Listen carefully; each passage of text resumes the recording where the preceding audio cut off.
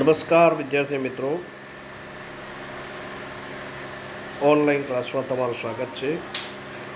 આપણે છેલ્લે જોયું હતું ધોરણ 10ની અંદર ચોરી પાઠ જેના લેખક હતા યશપાલ જૈન, એનો આપણે પહેલો ભાગ જોયો હતો. હવે ત્યાંથી આપણે આગળ વધીશું, એનો બીજો ભાગ આપણે જોઈએ.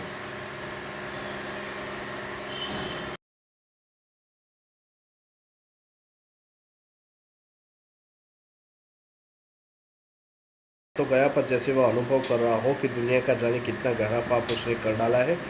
मैं कहती थी ना, मालती बोल उठी कि यह कुछ न कुछ ले जरूर आया है. देखा, मेरी बात सच निकली ना. मेवा का तुमने क्या किया बिंदु? खाली इतनी जल्दी? बिंदु झूठ मत बोलो, सच बता दो. इधर फेंक दी. नंदन और मालती ने देखा कि उसकी बताई जगह पर थोड़े से काजू और किशमिशें पड़ी थी.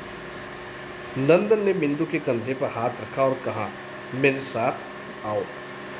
बिंदु चुपचाप मालिक के साथ चल दिया. नंदन उसे लेकर कमरे की ओर गया. मालती ने कहा, आज इनसे मेवा ली है, कल को और कुछ उठा ले जाएगा. एक बार जो नियत बिगड़ी तो क्या फिर हाथ उठता है. नंदन ने पत्नी की बात सुनी अनसुनी कर दी. बिंदु को साथ लेकर कमरे में गया और कंस्तर खोलकर उसमें से एक मुट्ठी मेवा उसके हाथ में देते हुए बोला, बिंदु लो खा लो. पति के इस नरमी के व्यवहार से मालती आग बबूला हो गई. बोली, ऐसे ही तो नौकर बिगड़ते हैं. उसे कुछ कहना तो दूर, उल्टे उसकी खुशामद कर रहे हो. नंदन मुस्कुराया, बोला, मालती, चोर बिंदु नहीं है, हम हैं. हम क्यों ऐसी चीज़ें खाए जो सबको नहीं मिलती. इसी से तो चोरी की भावना को जन्म मिलता है. हम लोग रोज़ मेवा खाते हैं. एक दिन इस बेचारे का मन चल आया और थोड़ी सी ले ली तो क्या हो गया. मैं कब कहती हूँ कि कुछ हो गया. बात मेवा की नहीं है, नियत की है. इसका जी चला था तो मांग लेता. मैं न देती तब कहता, घर में 50 चीज़ें रहती हैं. यूँ तो जिस पर मन आएगा उठा कर ले जाएगा, और एक दिन यही होना है. वह न करेगा तो तुम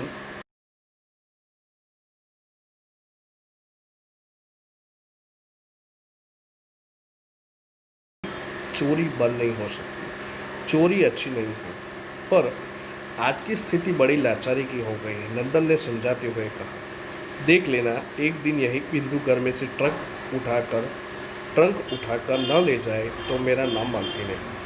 इतना कहकर मालती रसोई में चली गई और नंदन पुनः अपनी कुर्सी पर आ बैठी, पर मन उसका दूसरी ही दिशा में चल रहा था.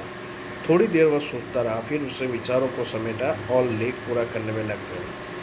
लेख पूरा हुआ तो काफ़ी देर हो चुकी थी. वह उठा और सीधा रसोई में पहुंचा. देखता क्या है मालती, देखता क्या है कि मालती सील पर चटनी पीस रही है. नंदन ने कहा, बिंदु कहाँ है. मैं क्या जानूँ, तुम जानो और तुम्हारा लाडला बिंदु जाने. उसे निकाल दिया. निकालने वाली मैं कौन होती, कब से नहीं है, तभी चला गया था. नंदन थोड़ा हैरानी में पड़ा. मालती ने पुनः कहा, तुम यहाँ के नौकरों को नहीं जानते.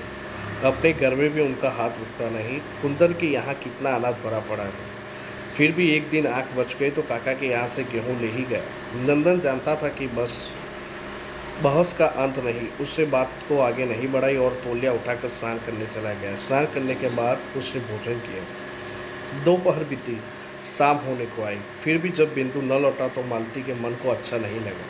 चौके में अब भी बिंदु का खाना पड़ा था. झूठ बोला तो क्या, आखिर बालक ही तो है. बेचारा भूखा जाने कहाँ भटक रहा होगा.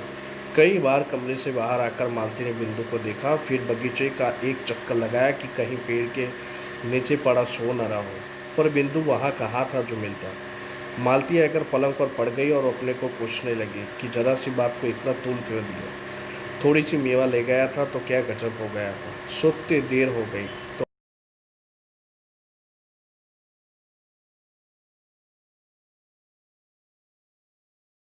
है क्या. बिंदु. कुंदन बोला, अरे वो तो नदी वाली कोठरी में पड़ा है. मालती तत्काल पैरों में चप्पल डालकर बाहर हो गई. लौटी तो बिंदु उसके साथ था. बाँह पकड़कर नंदन के कमरे में ले गई और बोली, देखी तुमने, इसकी बात यहाँ से गया तब से वह कोठरी में पड़ा है. नंदन ने कहा, क्यों रे, वहाँ क्या कर रहा था. बिंदु चुप. मैं पूछता हूँ, वहाँ क्या कर रहा था. फिर चुप. अरे बोलता क्यों नहीं, मुँह में जबान नहीं है. बिंदु की आंखें डबडबा गई. मालती ने कहा, इसका पागलपन देखो, सवेरे से कुछ नहीं खाया, भूखा प्यासा वहाँ पड़ा है, चल खाना खा। नंद ने कुछ कहने से पहले ही वो उसे चौके में ले गए और सोए पर उसको उसे खाना खिलाने लगे। बोली, भर पेट खाना, भूखा मत रहना। नंदन ने पत्नी की बात सुनी और एक प्रसन्नता पर मुस्कुराहट उसके चेहरे पर दौड़ गई। विद्यार्थी मित्रों, ये था पाठ। अब हम शब्दार्थ की ओर आगे बढ़ेंगे। पहला है अनायास माने कि अचानक, उसका दूसरा अर्थ होता है बिना प्रयत्न के। संदेह माने कि शक, रीता माने कि खाली, कंस्तर माने कि डिब्बा, नियत माने कि दानत, बहस माने कि चर्चा। आगे मुहावरा है, वो भी हम देख लेते हैं। गला फाटना मानो के जोरों से चिल्लाना। आग बबूला होना, आग बबूला हो जाना माने कि बहुत गुस्सा होना। इसके बाद एक कहावत, लातों के देव बातों से नहीं मानते, जैसा व्यक्ति वैसा व्यवहार। बुरे लोगों के साथ अच्छा व्यवहार करने से वे नहीं मानते। तो विद्यार्थी मित्रों, शब्दार्थ, मुहावरे, कहावत, स्वाध्याय और लेखक परिचय आपको अपनी नोटबुक में लिखना है।